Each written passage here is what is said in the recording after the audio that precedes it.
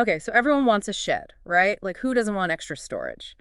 But it's got to be a good shed, one that's not going to fall apart after a year or two. So we're diving into this article called The Secret to Building a Shed That Stands the Test of Time. I mean, that title alone makes me want to take notes. Right. It's like they know we're out here trying to avoid those DIY disasters, the ones where the roof sags or the door gets stuck shut. Yeah, exactly. So let's break it down. They start off talking about using professional plans.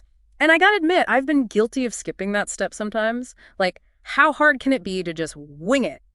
And that's where a lot of folks go wrong. Those YouTube fails we were just talking about.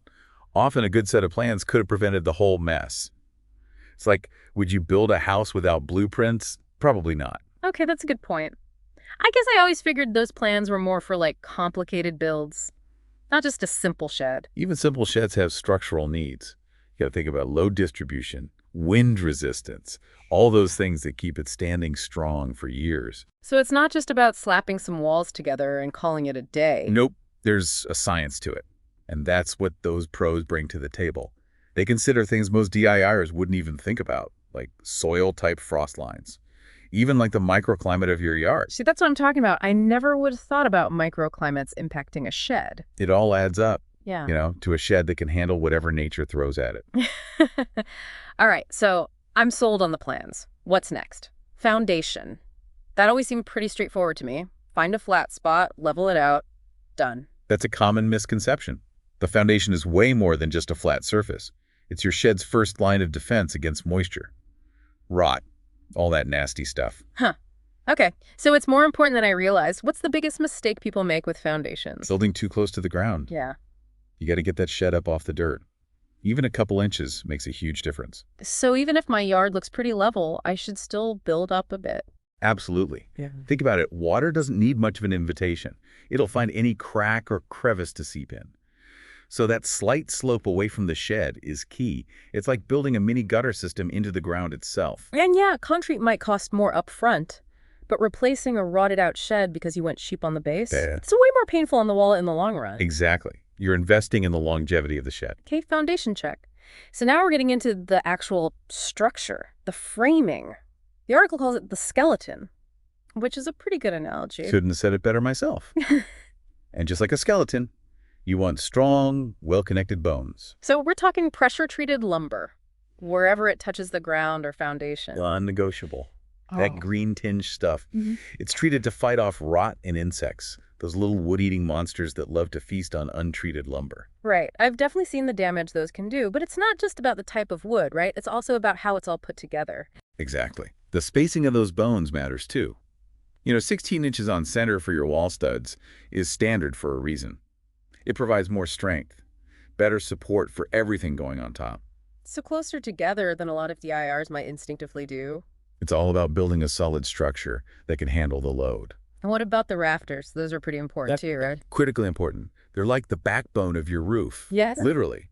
And their size and spacing. Well, that depends on the width of your shed and something called snow load. Snow load. I honestly never would have considered that. It's a big one, especially if you live somewhere that gets hit with heavy snow. It's the amount of weight your roof needs to be able to handle. And if you've got too thin rafters, well, you're looking at a potential cave-in situation. Yeah, no thanks. So professional plans again to make sure we get those rafters sized, right? Exactly. Leave it to the pros. They'll calculate all that for you. What about those hurricane ties I keep hearing about? Are those really necessary? Think of them as the seat belts for your shed. They tie those rafters to the walls. So your roof isn't just sitting there waiting to get peeled off in a strong wind. Okay, yeah, I can definitely picture that, especially in areas prone to high winds. You don't want your shed taking flight in a storm. All right, so we've got our skeleton strong, but a skeleton needs skin, right? That's where weatherproofing comes in, I guess. Exactly. And this is about way more than just keeping the rain out. It's about adding years of life to your shed by keeping moisture, the ultimate enemy, at bay. Makes sense. I've definitely seen what moisture can do to wood. It's not pretty. So what's the best way to fight it off? Well, the article talks a lot about synthetic underlayment. And honestly, it's a game changer. Is it that much better than the felt paper I've always seen used? Significantly better. It's Yeah. tougher, lasts longer, and does a much better job at preventing water damage. It's like upgrading from a flimsy poncho to a proper raincoat for your shed. All right, so underlayment check. What about flashing? Where does that all go? Flashing is like the unsung hero of waterproofing. Imagine it like a series of mini gutters, strategically placed anywhere water could try to sneak in. So around windows, doors, roof All valleys. those. And even chimneys if you're going all out with your shed. Yeah. It's all about redirecting that water before it becomes a problem. I'm starting to see why they call weatherproofing an invisible shield. You don't Uh-huh. always notice it, but it's working hard behind the scenes. Exactly. And another tip, don't skimp on the caulk. That stuff is like magic sealant, filling in any tiny gaps where moisture could try to get through. So go for the good stuff. Yeah, get the good silicone-based caulk. It might cost a few bucks more, but it's worth it in the long run. Got it. No skimming on the caulk. Hmm. All right, so we've basically got our shed wrapped up in armor at this point. What else is there? Something a lot of people forget about ventilation. Ventilation, like Yeah. making sure it doesn't get stuffy in there. That's part of it, but it's even more crucial for the shed's longevity. You see, a shed without proper ventilation is like a pressure cooker. Ooh, okay. I'm intrigued. All that trapped heat and moisture has nowhere to go, leading to rot, mold, mildew, all sorts of nasty stuff. Yeah, that's not what we want. Not at all. Yeah. So you got to make sure your shed can breathe. So how do we do that? Soffit vents under the eaves and a ridge vent along the peak of the roof.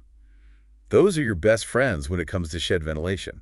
So those vents are like the release valves on our pressure cooker. Exactly. They create natural airflow, like a mini chimney effect, pulling that warm, moist air out and keeping things nice and balanced inside. So no more pressure cooker shed. Got it. Any rule of thumb for how much ventilation I need? The article says 1 square foot of vent space for every 150 square feet of floor space. That should keep the air moving and prevent that nasty moisture buildup. Perfect ventilation check. I'm feeling pretty good about all this so far. But there's still the big question of materials, right? What are we actually building this thing out of? Okay, so we've got the ventilation figured out. Now let's talk materials. This is where the real fun starts, right? Picking out the siding, the roofing, all that good stuff. Yeah, this is where you get to see your shed start to take shape. And those choices go beyond just what looks good. They can really make or break the longevity of your shed. Right, because a shed that rots away after a year or two is not exactly a dream come true. So where do we begin siding? Siding's a big one. And I think the article makes a great point about it. Your shed is part of your property. It doesn't have to be an eyesore. So we can have a shed that's both functional and good looking. Absolutely. Yep. You've got tons of options out there. It's not just basic plywood anymore. You can get fiber cement board, which is super durable and even fire resistant. I've heard good things about fiber cement. It seems like it can really take a beating. Yeah, it's pretty much a workhorse. And then there's always the classic cedar shingles if you want that timeless look. Or even board and batten if you're going for a farmhouse vibe. Ooh, board and batten. I love that look. So many options. Okay, what about roofing? I'm assuming metal is still the king when it comes to durability. Metal's definitely the gold standard for longevity. But you know what else is great about it? It's gone way beyond that basic corrugated tin look. You can get metal roofing that looks like shingles tiles, even slate. No way! So I could have a shed that looks like a miniature French chateau, but with a roof that'll last forever? Pretty much. Yeah. And don't even get me started on the color options. You can go bold or blend in with the landscape. Okay, now I'm getting some serious shed envy over here. But before I get carried away dreaming about aesthetics, we need to talk practicality. What about those regional factors the article mentioned? You're talking about snow load, right? Yeah. That's where those professional plans come in handy. They'll tell you exactly what your roof needs to withstand based on where you live. So even if two sheds look identical, one might have way stronger rafters because of the potential snow load. Exactly. And it's not just about the weight of the snow itself. Yeah. You got to think about ice dams, too. Those ridges of ice that can form on the eaves and trap water. Yeah. Leading to leaks and serious damage. I've seen that happen on houses. It's not a good look. Not at all. And that's another reason why ventilation is so important.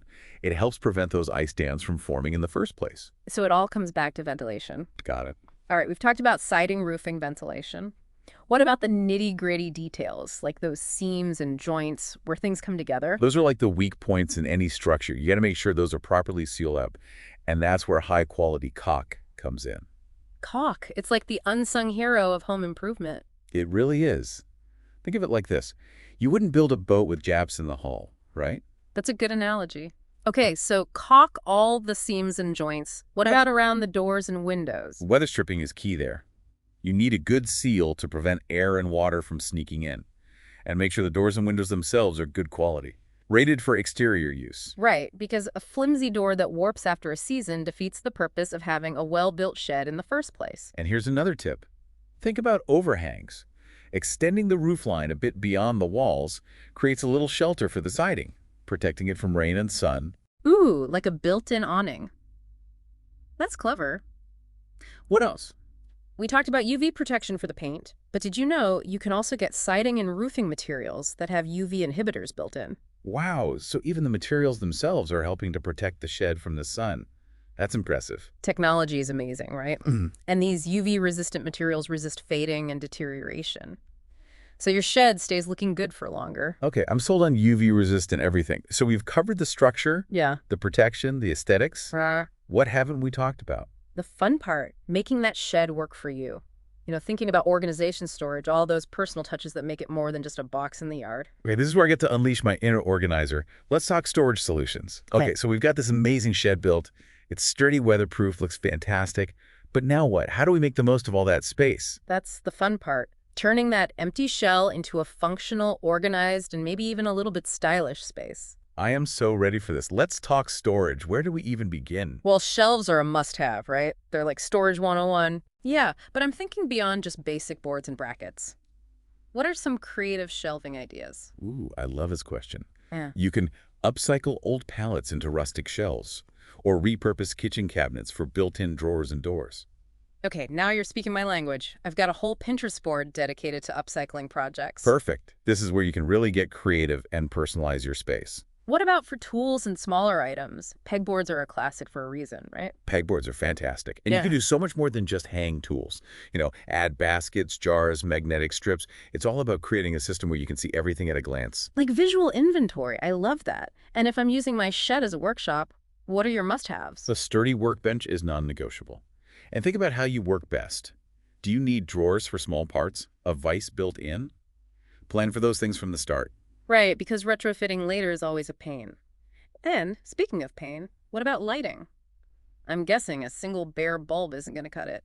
Definitely not. Good lighting is essential, especially for detailed work. You want to be able to see what you're doing. Yeah. Natural light is amazing. So you can incorporate windows or even a skylight. Go for it. I love a good skylight. But what about for evenings or cloudy days? Then you got to go with some good quality artificial lighting. Yeah. LED shop lights are great. They're bright, energy efficient, and they don't generate a ton of heat. Perfect. So we've got our shed lit up and organized. Now what about those finishing touches? The stuff that takes it from functional to, wow, I want to spend all my time here. Now you're talking. This is where you can really let your personality shine. A fresh coat of paint in a bold color, some fun outdoor lighting, maybe even a small porch or patio area if you've got the space. Ooh, a little shed porch. That would be amazing. My morning coffee spot. Exactly. And don't forget about plants. A few potted plants, a vertical garden, even a trellis with some climbing vines. It can really bring the space to life and make it feel more connected to your yard. Okay, I'm officially obsessed with this shed. But before we wrap up, I want to touch on one last thing, safety. Such an important point. We've talked about building it right, but we also need to talk about using it safely. What are the key things to keep in mind? Fire safety first. If you're using any kind of heating or electrical equipment, make sure you have a fire extinguisher on hand. And consider installing a smoke detector, especially if you're using it as a workshop. Good call, because things can get pretty dusty in a workshop. What about security? A sturdy lock is a good start, but you might want to think about reinforcing the doors and windows too. And if you're storing anything valuable, consider a security system or at least some motion sensor lights. They're a great deterrent. All right, so we're safe, secure, and ready to enjoy our amazing shed. This has been such an incredible deep dive. I feel like I've learned so much more than just how to build a shed. It's about understanding the why behind the how. When you know the principles, you can make informed decisions and create a shed that truly fits your needs. Exactly. It's about having that deeper understanding. And that's what we're all about here on the deep dive. We want to take you beyond the surface level and help you build a deeper understanding of the world around you. So to all our listeners out there, go forth and build amazing sheds. And if you ever need a refresher on any of these tips and tricks, you know where to find us. Happy building, everyone.